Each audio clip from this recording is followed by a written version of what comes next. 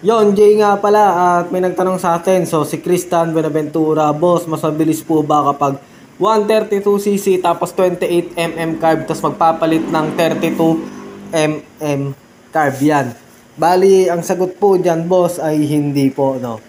Masyado na pong malaki yung 32 centimeter na 32 mm na carb para sa 132cc. Kung hindi ako nagkakamali, yung mga nakabore na 50, mga 65 mm ay yung mga gumagamit ng 32. Yan, yung mga naka 62, yung iba hanggang 65.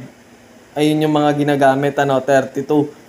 Then, katanong mo kasi, bakit hindi siya mas lalakas, boss? Pwede kasi nga masira yung pinaka air mixture. Yan, yung air mixture niya papunta doon sa ating chamber. Maliit lang kasi yung valve nun. Pagka naka 53 ka, sabihin na natin kung anong sukat ng valve mo. Depende, no? Depende. Parang sa wave, 24, 21 yun eh. Yung intake niya, 24. Yung exhaust niya ay 21. Sa wave 125 yung sinasabi ko O kung ganon, so isipin mo na lang yung boss, 32. Ang laki na nun, boss. Ang laki na nun, Kaya magyayari doon, mag-overport ka na. Hindi na maibibigay talaga totally yung lakas ng set mo, no?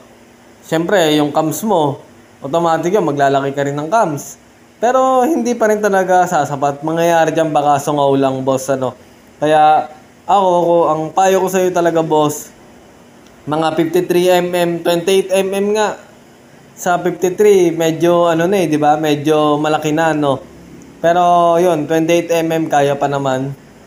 Kaso nga lang kung magtataas ka rin, boss, mahihirapan ka na. Kasi, at hindi ka lang mahihirapan, magsasayang ka pa ng pera. Kasi talagang, bibili ka pa ng 32.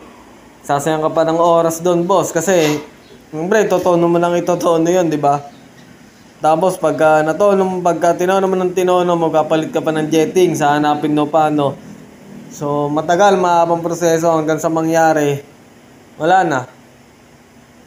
Mararanasan mo na lang mag-fail. Kasi ako, nag-testing na rin ako ng mga ganyan 30mm, 32. Sa 57 ko pa nga tinesting yun dati, no? Ayun. Pero, yun. Ganun lang, boss. Wag ka nang magtaas masyado ng carb. Okay na tayo dyan sa na yan, sa 28mm. Yung 28mm, boss, para sa akin mataas na, pero depende sa mekaniko mo.